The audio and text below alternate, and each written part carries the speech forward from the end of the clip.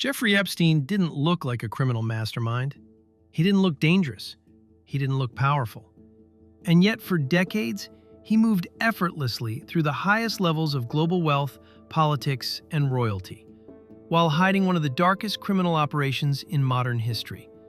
He hosted billionaires on private islands. He dined with presidents and princes. He flew celebrities, scientists, and politicians around the world on his private jet, later infamously nicknamed the Lolita Express. And for years, almost no one stopped him. This is the full story of Jeffrey Epstein, who he was, how he built his power, how he was finally caught, and what we now know from the Epstein files. The documents that continue to raise disturbing questions about who knew what and when. Jeffrey Edward Epstein was born on January 20th, 1953, in Brooklyn, New York. His parents were middle class. His father worked for the New York City Parks Department. There was nothing in Epstein's early life that suggested he would one day become a billionaire financier or a convicted sex offender with ties to the global elite. Epstein was intelligent. He skipped grades and attended Lafayette High School, a competitive public school known for producing future scientists and academics. He later attended Cooper Union, then New York University, studying physics and mathematics. But here's the first mystery. Jeffrey Epstein never graduated. And yet, somehow, by his early 20s, he landed a prestigious job teaching at the Dalton School, one of the most elite private schools in Manhattan, despite having no college degree and no teaching certification. Even early on, doors seemed to open for Epstein that shouldn't have. In the mid-1970s, Epstein abruptly left teaching and entered the world of high finance. He was hired at Bear Stearns, one of Wall Street's biggest investment banks at the time. Started at Bear Stearns in 1976. Bear Stearns never had a training program. There was no course to begin. Alan Greenberg said he wanted me to learn each area of the business. So he thought the best place for me to start would be on the floor of the American Stock Exchange. And then later move up to the trading desk and learn all different areas of the firm, including the margin department. He was amazing. Again, people noticed something strange. Epstein wasn't particularly impressive as a trader, but he was exceptional at one thing: networking with wealthy clients. By the early 1980s, Epstein left Bear Stearns and started his own firm, J. Epstein & Co. He marketed himself as a financial manager who only worked with billionaires, claiming his clients were so rich and powerful that their names had to remain secret. This exclusivity became part of his mystique, but there was a major problem. No one could clearly explain how Epstein made his money. There was no public record of successful hedge fund returns, no clear business trail, just wealth, influence, and access. And then came the island.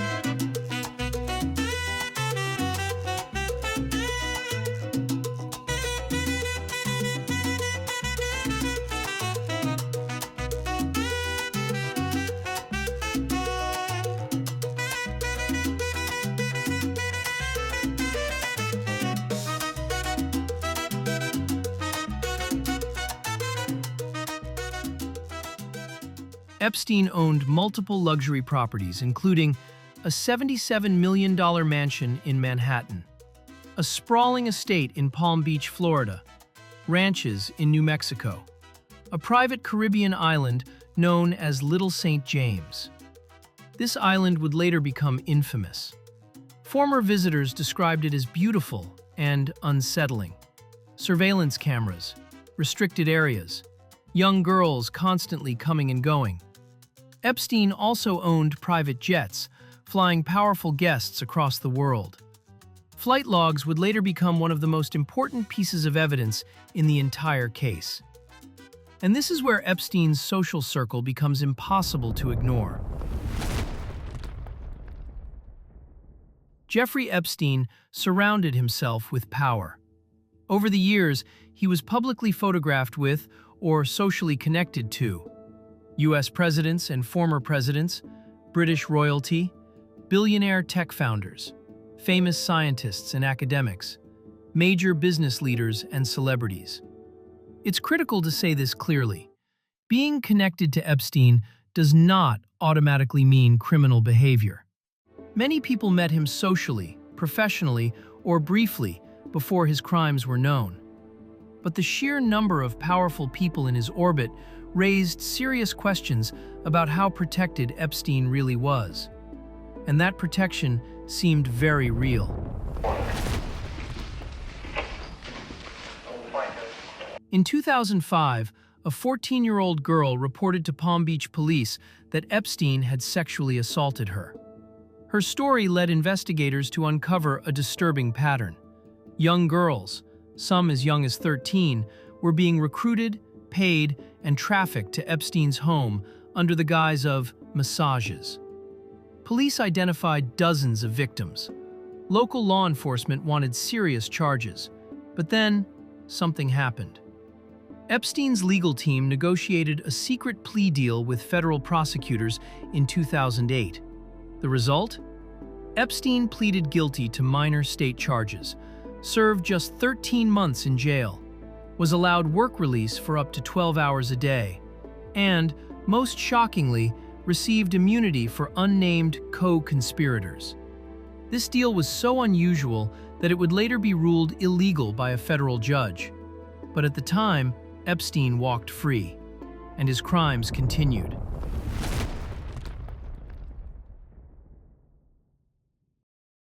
Billionaire Jeffrey Epstein has been arrested on new sex trafficking charges.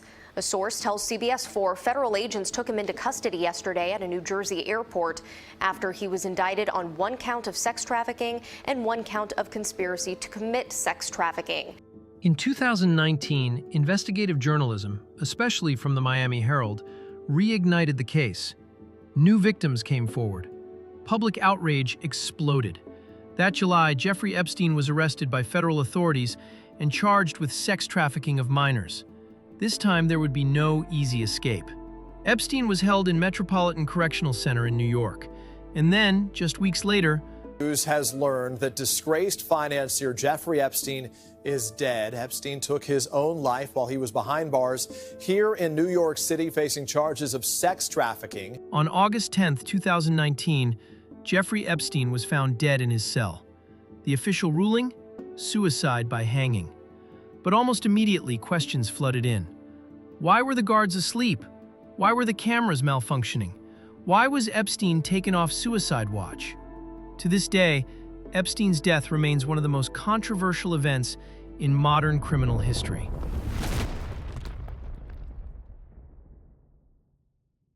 After Epstein's death, attention shifted to the evidence he left behind. The Epstein files refer to thousands of pages of documents, including court filings, sealed testimonies, flight logs, contact books, emails, and financial records. Many of these files came from lawsuits involving Ghislaine Maxwell, Epstein's longtime associate, who was later convicted of sex trafficking. When courts began unsealing documents, the public finally saw names that had been whispered for years. Again, this matters. Being named in the files does not mean someone committed a crime.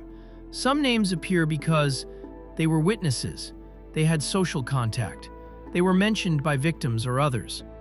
But the documents revealed how deeply Epstein's network extended into elite circles. Among those mentioned in various Epstein-related documents or testimony over the years, Prince Andrew, who later settled a civil lawsuit with a victim without admitting wrongdoing. Bill Clinton, whose name appears in flight logs. Clinton denies knowledge of Epstein's crimes. Donald Trump, who socialized with Epstein in the 1990s before distancing himself. High-profile billionaires, academics, and entertainers. Some individuals have denied all allegations. Others have refused to comment. A few faced legal consequences. But what shocked the public most wasn't just who was named. It was how long Epstein operated without being stopped. Jeffrey Epstein wasn't just a criminal. he was a system failure. A failure of law enforcement, the justice system, wealth-based privilege, institutional silence. For years, victims tried to speak, and for years, they weren't believed. It took relentless journalism, civil lawsuits, and survivor courage to finally expose the truth. Today, Epstein's name is synonymous with corruption, abuse, and unchecked power. But his story isn't over. Documents continue to be reviewed. Civil cases continue. Questions remain unanswered. The Epstein files didn't just expose one man. They exposed how money and influence can bend justice, and how easily the vulnerable can be ignored, until the truth becomes impossible to bury. Jeffrey Epstein is dead, but so many questions still need to be asked. The system that protected him? The networks that enabled him? The silence that allowed him to operate? Those are still very much alive. And the real question isn't just who was involved. It's whether the world has learned enough to make sure this never happens again. If you enjoyed this video, don't forget to like and subscribe for more videos like this. Thank you, and see you later.